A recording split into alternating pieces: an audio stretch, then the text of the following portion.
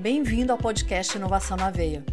Eu sou Mariela Parolini e estarei com você nessa jornada que conecta boas conversas, pessoas interessantes e temas importantíssimos sobre o ecossistema de inovação e tecnologia. Vamos lá, pega o seu café e vem comigo. Tenho certeza que você vai gostar do assunto de hoje.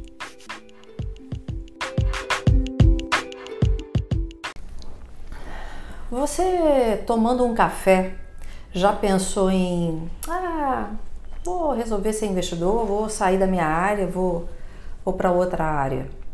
O que leva alguém a querer mudar a maneira de agir profissionalmente, mas também trazendo toda a sua bagagem? Que olhar que ele traz quando ele faz essa mudança? E para isso, quem está conversando aqui hoje no Inovação na Veia é o Igor Romero, que faz essa mudança na profissão dele e passa a ser investidor e mentor de startups. E ele vai falar para a gente qual é a perspectiva e qual a visão que ele tem hoje em dia. Igor, obrigada por estar aqui no Inovação na Veia. Obrigado, Maria. Por favor, se apresente para que todo mundo saiba de onde como você traz a sua bagagem, de onde você veio para ser investidor de startups. Uma longa história.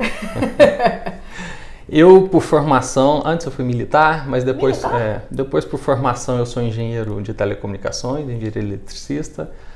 Eu entrei nesse mundo corporativo, depois eu fui fazer um MBA de gestão empresarial, fiquei mais um tempo no mundo corporativo, e aí em 2006 eu conheci o mercado financeiro, investindo em fundos e tal. Eu trabalhava numa das empresas da Ambev, do grupo GP, e eu conheci o mercado financeiro. Aí eu comecei a investir em fundos de investimento e em algumas coisas. Em 2007 eu comecei a mexer com ações.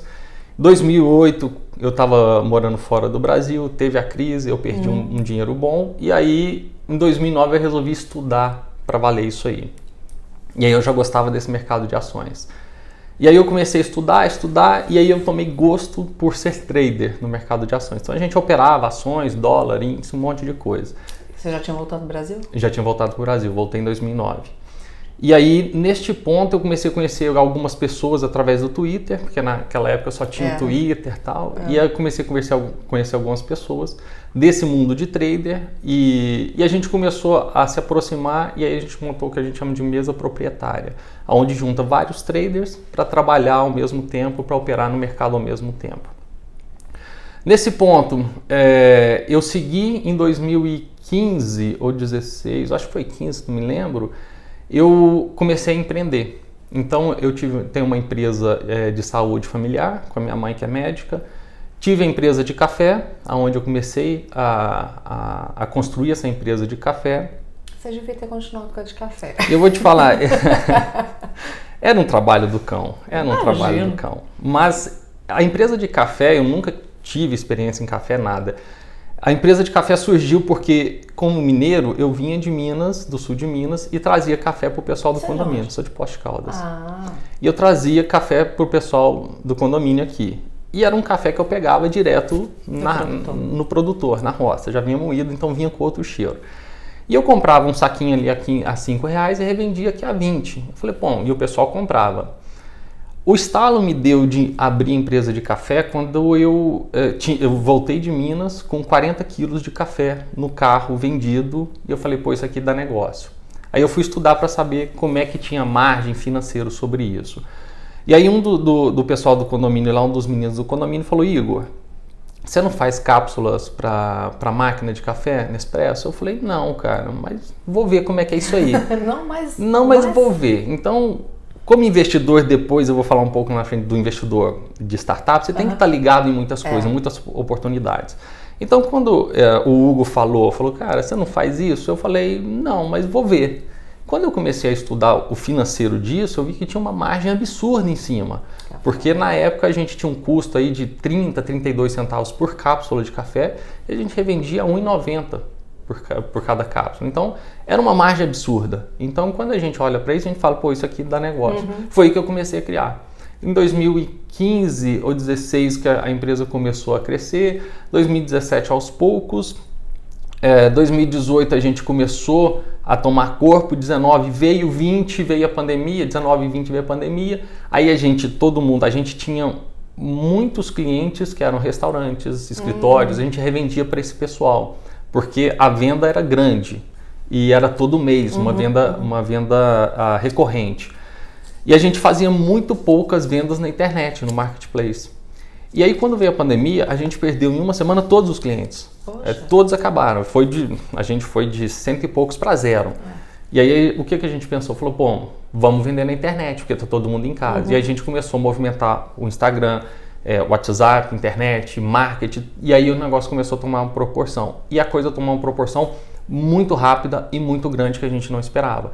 A nossa produção em 2020 acabou 2 vezes. A gente não tinha café para vender. Que isso? E uma das vezes a gente ligou para todos os clientes, mandamos e-mail, WhatsApp e falamos com ele. Falou assim, Mariela, eu te devolvo o dinheiro porque a gente não tem café, acabou.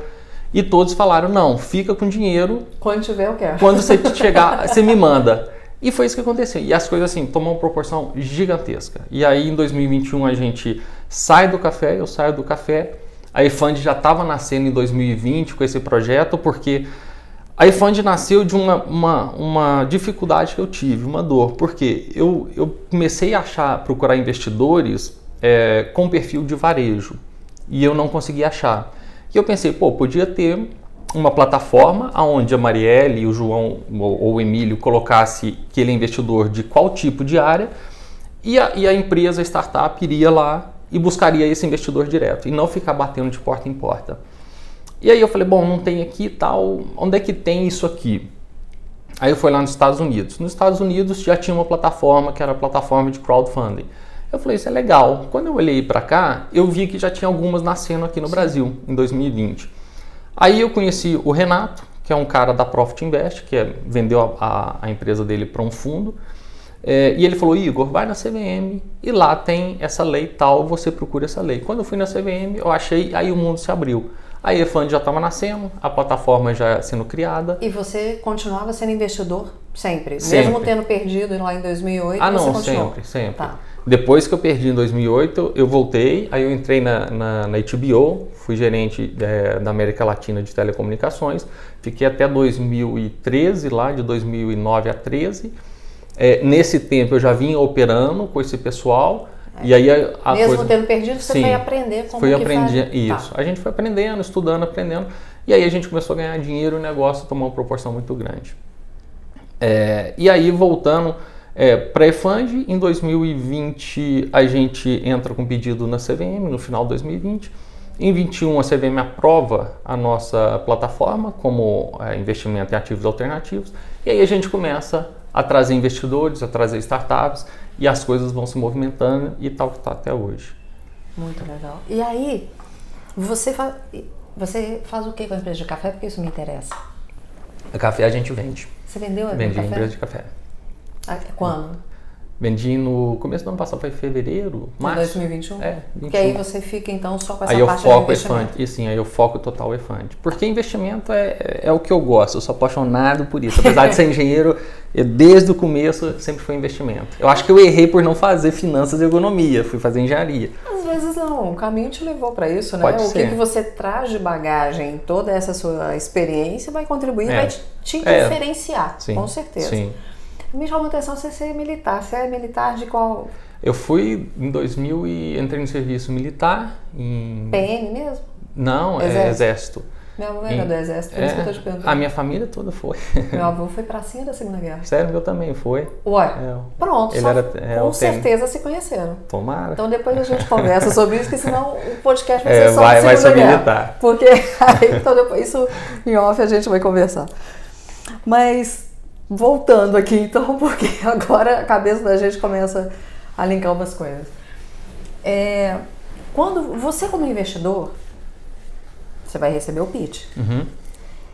Eu não sei se Emílio comentou com você, mas o meu trabalho, além do de bariátrica que eu faço, né, que ele deve ter falado com você, eu sou fonoaudióloga e trabalho com oratória e media training. Falou. Eu tenho uma perspectiva quando eu vejo um pitch, que é diferente da sua quando é investidor. Você como investidor, o que você observa no pitch? Mariela, a gente primeiro, eu vou te falar, a gente quando vai fazer um investimento, a gente nunca tem só o meu olhar. Eu sempre trago do Mikhail, do Renato Giarola, vai conversar contigo, do Kleber, de outras pessoas ao redor, para a gente ter percepções diferentes. Porque, então você sempre leva com você? Sim, eu sempre trago outras pessoas para que essas pessoas rolem um pitch, para eles me dar a percepção dele depois e eu agregar a percepção dele à minha. É sempre assim que eu faço. Eu nunca tomo uma decisão única e exclusivamente na minha cabeça. Então eu sempre escuto para saber o que uma outra pessoa viu que eu não consegui ver. Então sempre que a gente vai fazer assim, o Igor olha o quê? Eu primeiro olho o empreendedor. Eu procuro empreendedores fortes. Por quê? Empreendedores fracos, ou o que a gente chama de empreendedor de palco, ele está preocupado só na fama.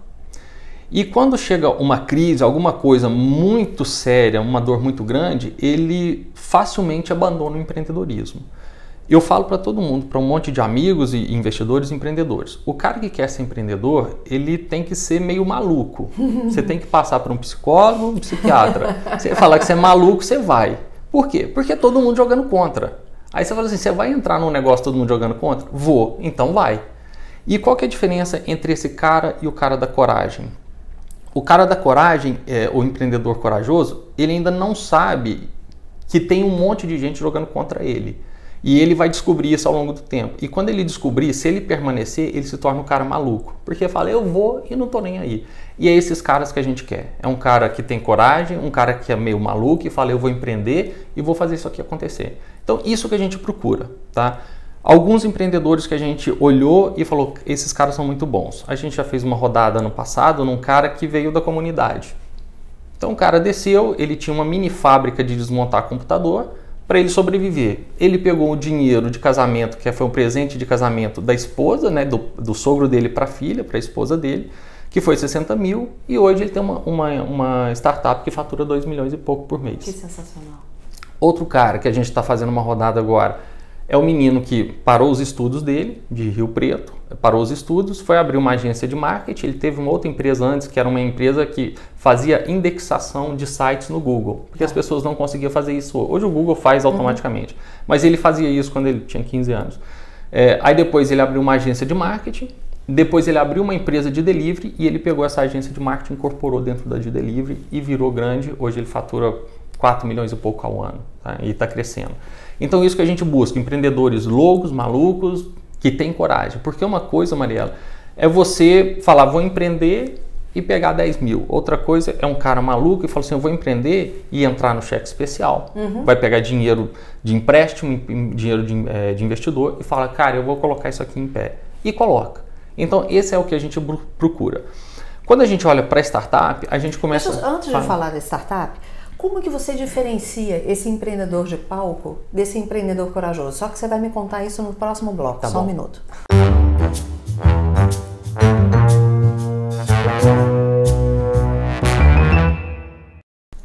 Me chamou a atenção quando você fala, Igor, do empreendedor de palco e o empreendedor corajoso. Como que você diferencia um do outro? Vou te dar um exemplo muito claro. Uma vez a gente entrevistou um cara que ele tinha criado como se fosse um iFood para comunidade, focado em comunidades. Então os próprios motoboys e os próprios estabelecimentos ali, os restaurantes, iam suprir aquela demanda do pessoal interno ali. Não ia precisar de um iFood de fora, que o pessoal tem medo de assalto, tá? Então era todo mundo dali. Muito legal a ideia, estava crescendo, muito bacana. O ponto foi que quando eu perguntei para ele, eu perguntei para ele assim, se o dinheiro acabar, o que você vai fazer para manter a empresa de pé? Ele falou assim, a gente vende equity. Essa não é uma resposta que você deve dar para o investidor. Por quê? Vender equity não é a solução para você manter uma empresa de pé. Manter uma empresa de pé, você criar alternativas de venda, de produto, ir atrás de gente, fazer o negócio movimentar. Se você olha para esse cara e ele tem esse tipo de resposta que na cabeça dele, a primeira boia salva-vida dele vou vender equity? Vou vender equity. Ah, acabou o dinheiro, vou vender. Por que o investidor não entra nisso? Porque se você entra numa primeira rodada e a segunda, terceira e quarta rodada ele começa a vender, quando chegar num fundo, uma série A, por exemplo, o cap table dele, que a gente chama que é a participação, está totalmente diluído. E quando ele está diluído, os fundos lá na frente vão olhar e falar assim, Mariela, você está diluído, não me interessa você. E aí você, como investidora lá atrás, você fala, bom, como é que eu, investidor primeiro de segunda rodada, vou conseguir vender minha participação lá na frente? Não consegue, porque ninguém vai querer comprar a sua participação. Então você fica amarrado nesse cara o resto da vida. E não é isso que o investidor de startup quer. Sim. Ele quer entrar, fazer você crescer, vender a participação, Claro. ele entra de novo numa menor e assim sucessivamente. Agora, eu fico pensando, será que uma pessoa como essa, ensinaram isso para ele? Você percebe se isso é dele, uma percepção dele como empreendedor e a cabeça dele assim, ou se alguém ensinou para ele? Porque às vezes ele nem sabia o que era equity. Esse é o problema. Se alguém ensinou para ele nesse modelo, ensinou errado. Então, por que eu, como investidor, vou ter que entrar nessa pessoa errada? Não, virar essa chave leva tempo. Leva tempo, ele tem que perceber. E quando você conversa com ele, você pergunta para a pessoa assim, Mariela, quantas outras empresas você já abriu, já fundou? Ah, já abri 4 empresas. Em quanto tempo? Em 5 anos. Uma por ano? Alguma coisa está errada. Está errado. Então você não é um empreendedor, você não consegue empreender. Você está aqui para passar o tempo de desempregado, entendeu? E a gente pega muita gente, Marielle, que resolveu empreender como um bote salva-vida porque não tinha emprego. E a gente pega muito empreendedor que largou o empreendedorismo para voltar a ser CLT. Porque não conseguia entrar nesse mundo de empreendedorismo, que é muito complicado. Isso aí tem pessoas, alguns são empreendedores, outros não são, e tudo bem. Tudo bem. Né? A grande questão é essa. Então então isso você percebeu que é de palco. E o que te chama a atenção naquele que é corajoso? Como ele resolve o problema. Então, a gente tem vários empreendedores que a gente conversa e fala, o que você vai fazer no momento de crise? Ou a gente até pergunta, o que você vai fazer se um player grande de mercado decidir entrar no mesmo viés que você? O que você vai fazer? São perguntas que você tem que ver como é a saída desse empreendedor.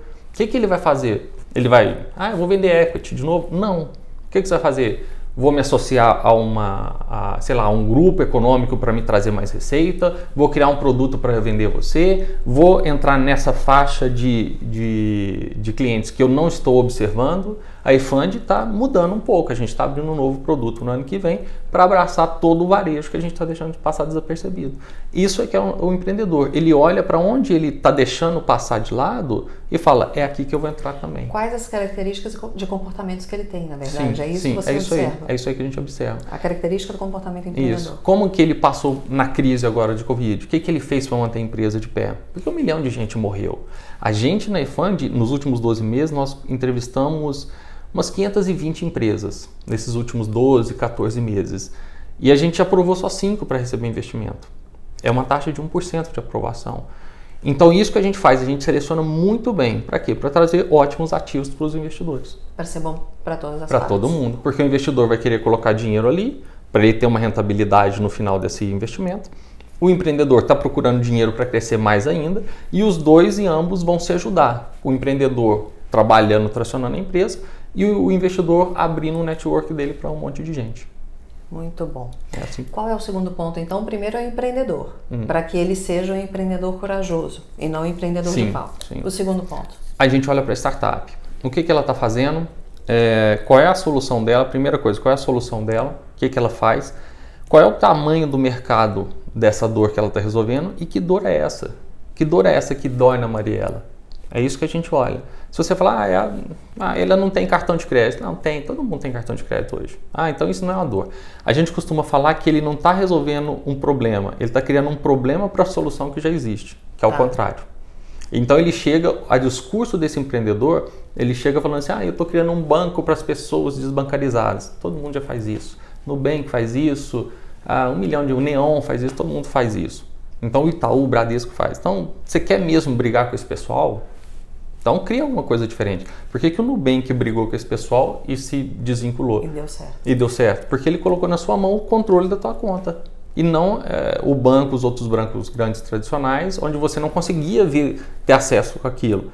O Nubank falou, não, olha aqui no seu celular, quando você comprar chega uma notificação.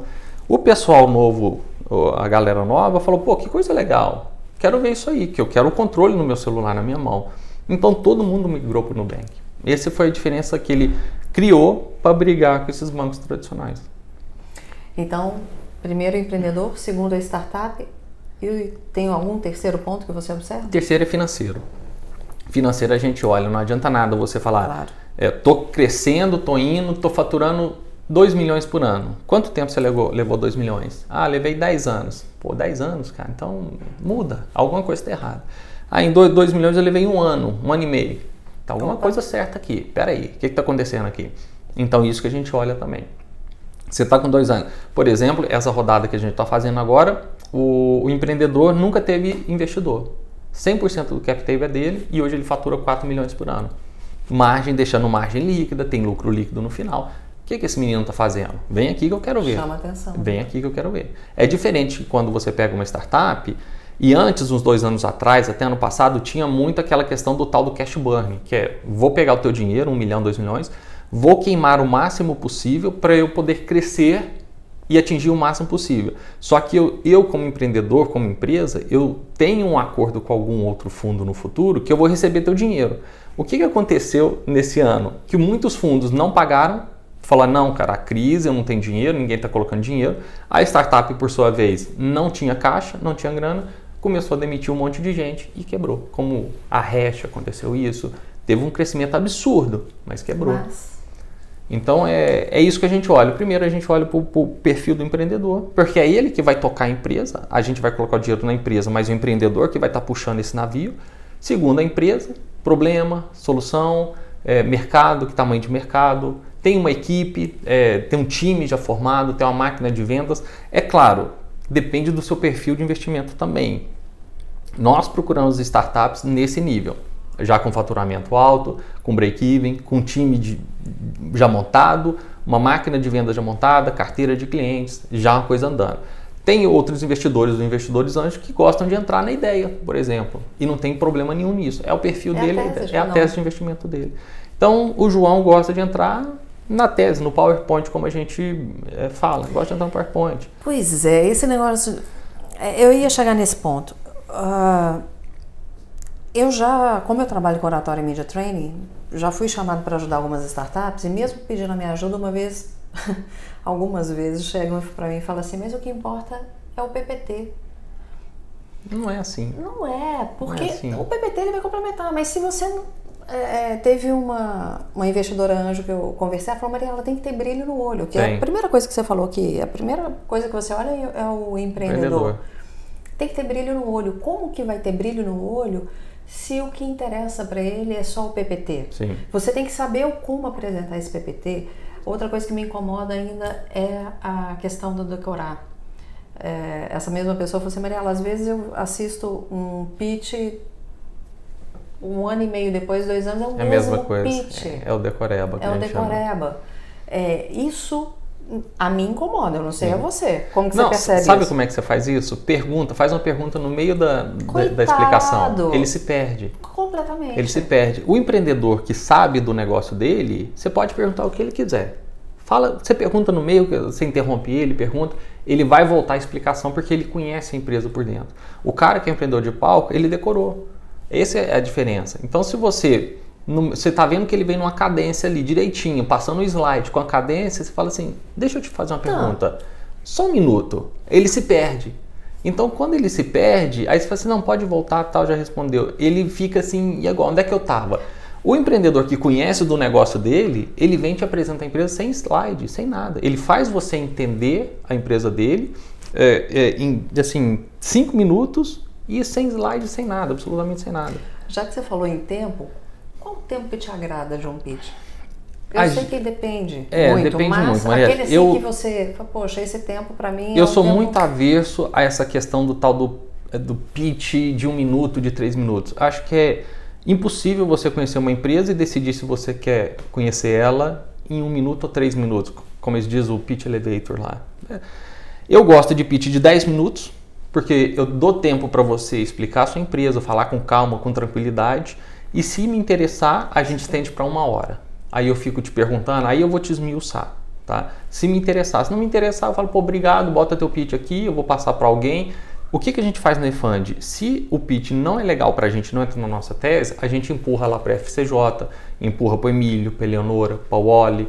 Então a gente faz isso, a gente começa a distribuir, porque esse empreendedor precisa de ajuda. Não está na nossa tese, mas alguém vai ajudar ele. Alguém vai ajudar ele. Legal. Então é nosso trabalho também publicar isso para os parceiros que a gente tem. Ótimo. A gente vai fazer a pausa para o terceiro bloco, porque aí a gente vai falar sobre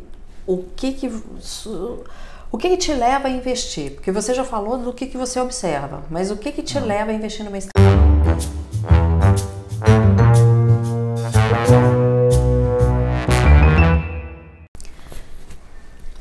Igor, com tudo isso que você observa, quando chega aquele empreendedor que te mostra coragem, aquele empreendedor que conhece da sua startup, tem um time bacana, que você acha interessante o que ele mostra da parte financeira dele, mas mesmo assim, o que te leva a investir? Para que você não mande para outros. Mariela, é como a gente tem, o investidor precisa ter uma tese de investimento. Essa tese de investimento é como se fosse um checklist de um avião. Se tudo tiver ok, você está permitido a investir.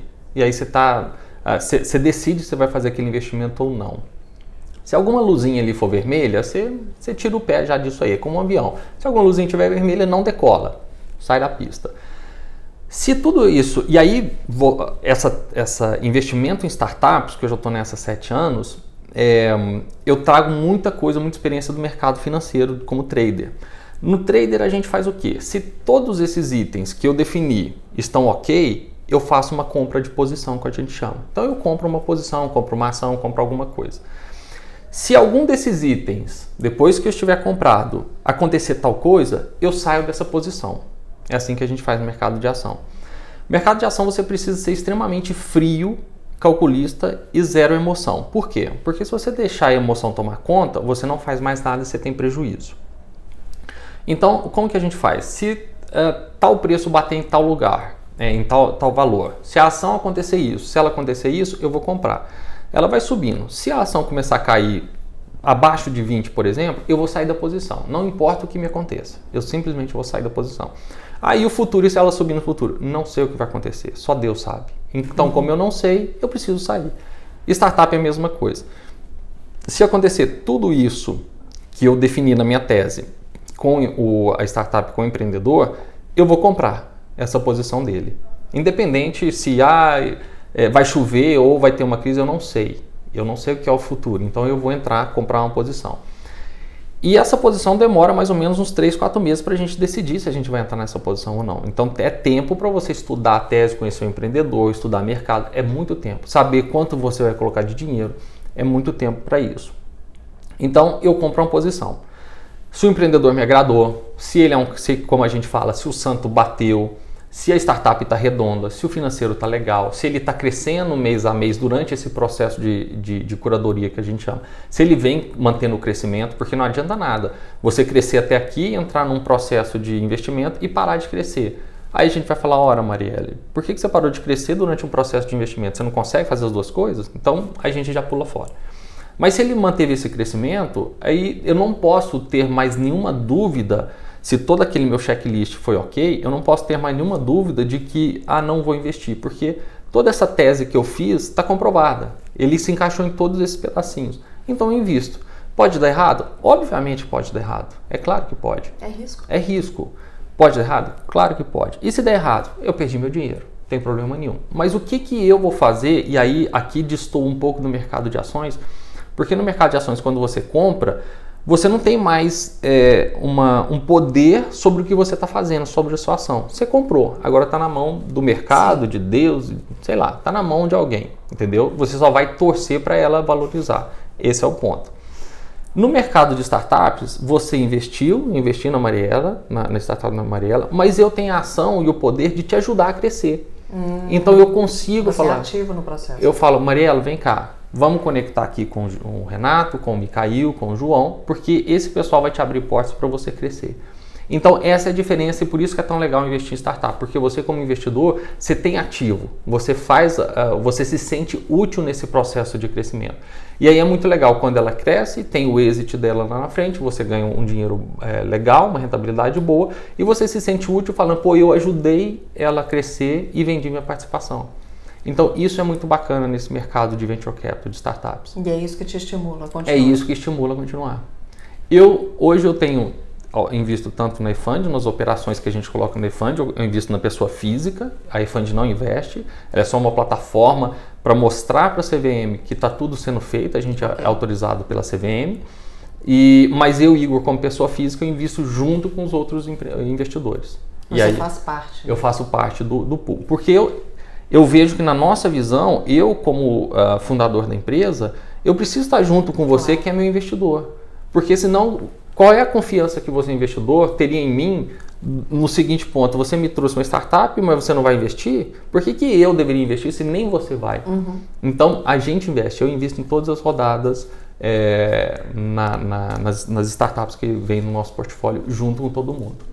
E qual a sua perspectiva para 2023? Se você, pela sua perspectiva, que orientação você daria para as startups, assim, de uma forma geral, para 2023? Bom, eu dou uma orientação que eu sempre fui muito nesse viés. Eu nunca fui muito adepto do tal do cash burn, de queimar dinheiro adoidado e contar com uma rodada futura. Então eu sempre fui muito adepto de startups que olham para a última linha do DRE. Você pode ter um prejuízo? Pode. Mas está tudo controlado? É um prejuízo controlado? É um prejuízo controlado. Eu sei quando esse prejuízo vai acabar e vai se tornar lucro. Tá bom? Esse prejuízo é grande ou é pequeno? Ah, é muito grande. Alguma coisa está errada. Porque quando você começa, e a conta é muito fácil, Mariela, assim, para você ter lucro você tem que ganhar mais do que você gasta. Simples assim. Não tão simples assim. É simples, Mariela. Deveria ser. Você tem que ganhar mais e gastar pouco. Se isso está dentro da... Tem horas que você fala assim, não, esse mês, esses próximos meses eu preciso gastar mais para atingir certos patamares, mas eu tenho um caixa aqui que vai me suprir tudo isso. Ok. O problema é quando esse prejuízo começa a ser maior mensalmente. E aí você vai entrar num buraco, num lugar que a gente chama de Vale da Morte. Vale da Morte representa... A Vale da Morte é o primeiro ciclo de uma startup. Todo mundo entra ali. Nenhuma empresa pula isso. E o Vale da Morte representa 90% de morte das startups. Por isso chama o Vale da Morte. Então 90% das empresas que se iniciaram vão morrer ali nesse primeiro passo. E por que a gente pega a partir do break-even? Porque quando o cara atinge o break-even, ele tem 10% de risco de morrer. Porque os 90% ele já deixou para trás. E é ali que a gente entra. Então, se você olhar na perspectiva de investidor, eu tenho 10% de perder meu dinheiro. Simples assim. E quando eu tenho um retorno para a startup, eu tenho um retorno de múltiplos de 1, de 2, de 3. Então, eu estou falando de 100%. Então, quando você risca 0, você tem 1 de risco para 10 de retorno. Ótima operação. E é assim que a gente faz no mercado financeiro também. A gente olha 1 de prejuízo para tanto de retorno ali na frente. O que eu olho para as startups, para os investidores e para os empreendedores no ano que vem? Cuide muito do financeiro da empresa. Cuide muito, porque os investidores mudaram a percepção do tal do cash burn. Muita gente já não está aceitando startups com esse viés de vamos queimar caixa para crescer e lá na frente eu procuro um fundo. Não é assim. Primeiro tem o dinheiro dentro de casa, depois você queima o máximo. Nas nossas empresas, qual é o combinado que a gente faz com nossas empresas? Se você estiver tendo lucro, por exemplo, a gente tem na Bebidas Online agora, uma rodada que a gente está fazendo, se você tiver lucro, quando eu colocar o meu dinheiro, você vai pegar o teu lucro e vai juntar com o meu dinheiro. É assim que a gente vai fazer. Aí, se o pessoal fala assim, não, eu quero deixar meu lucro separado, então eu não vou entrar. Por que você não quer colocar o seu dinheiro junto com o meu? Bota junto. Bota junto. É o risco, é o tal do skin in the game, todo mundo no mesmo barco.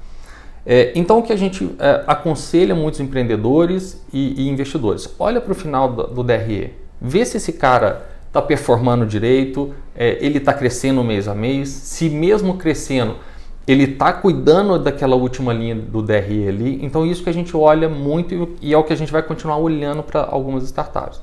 É claro, existem startups que têm um caixa robusto e fala, esse caixa vai me suprir um prejuízo de 10 meses. Tudo bem, então continua, porque seu caixa está tampando. Mas ele vai te provar isso. Ele vai provar. O problema é quando ele tem prejuízo e não tem caixa. Tem gente que vem para a gente, algumas empreendedores de startups, que vem conversar conosco, que tem 3 meses de vida, fala, eu preciso de recurso porque eu tenho 3 meses de vida. Eu vou falar, filho, então você vai morrer. Não é bombeiro. Você vai morrer. Aí eu falo, você tem o banco, você tem o Itaú para pegar dinheiro, porque você vai morrer. E você foi do exército, não do corpo de bombeiros. Pois é. Isso também. Salvo ninguém. Agora, eu não sei se você já viu, o governador de Minas você conhece, o Romeu Zema. Sim. Ele é de Araxá, né? Então nós o conhecemos e a família dele há alguns anos. E o seu Ricardo, que é o pai dele, ele tem 10 mandamentos. Você já viu os 10 mandamentos do seu Ricardo Zema? Eu vou te mandar depois. Eu não vou lembrar aqui exatamente quais são os 10, mas no cartão de visita dele, do Grupo Zema, sempre tem Mas se você der um Google, 10 mandamentos, seu Ricardo Zema, você vai achar. Um dos pontos é gaste menos do que você ganha. Tá vendo? E o último é trabalhe. Tem várias vezes. Quando eu fiz a brincadeira do gastar menos do que ganha, deveria ser, porque a gente sabe que não é, né? Sim. Às vezes não querer investir acaba indo, não tem essa questão do risco calculado, olha, daqui tanto tempo eu vou ter. Então, enxergar isso realmente como uma estratégia é o grande diferencial. Sim. E é onde vocês entram. Igor, muito bom te conhecer, já tinha ouvido falar demais de você esses dias lá em casa. Igor. Conversei com o Igor. Porque foi, então eu vou conhecer o Igor. Então vamos lá, porque eu não pude te conhecer no Summit porque eu estava lá no palco, né? Mas legal. Foi um prazer. Espero que você volte a BH e a gente possa tomar um café lá em BH. Vamos. Comer um queijo. Como bom mineiro, então não precisa nem de falar. Um café, um queijo, um pão de queijo. Falar, não. A gente marca isso. Mas eu queria, por favor, quem quiser encontrar você nas redes sociais, a sua empresa na rede social, aonde que te acha? Marielle, o site efund.com.br. É de Fund. efund. E-F-U-N-D. efund. Tá. O Instagram é efund investimentos, LinkedIn efund investimentos. Que mais? Facebook efund investimentos. Coloque efund investimentos, você vai encontrar alguma coisa ali. E no LinkedIn procura lá Igor Crispim Romero, que vocês vão me achar lá também. E o seu Instagram qual que é? O meu é Igor CRP. CRP, okay. Isso aí. Foi um prazer. Prazer foi meu, Mariela. Sempre que quiser conversar algum respeito sobre investimento, sobre mentoria de startups, aqui está sempre aberto. É só falar, Mariela, vamos conversar? Bora. Só me chamar, Mariela. Um café, tá bom? Obrigada. Obrigado, querida. Para você que está acompanhando Inovação na Veia, mais uma vez, meu muito obrigada. Te espero no próximo episódio. Mas antes, lembra, @podcast.inovação na veia, @café com Mariela Parolini. Te espero, hein, no próximo episódio. Um beijo, Deus te abençoe. O podcast Inovação na Veia é uma iniciativa da FCJ Venture Builder.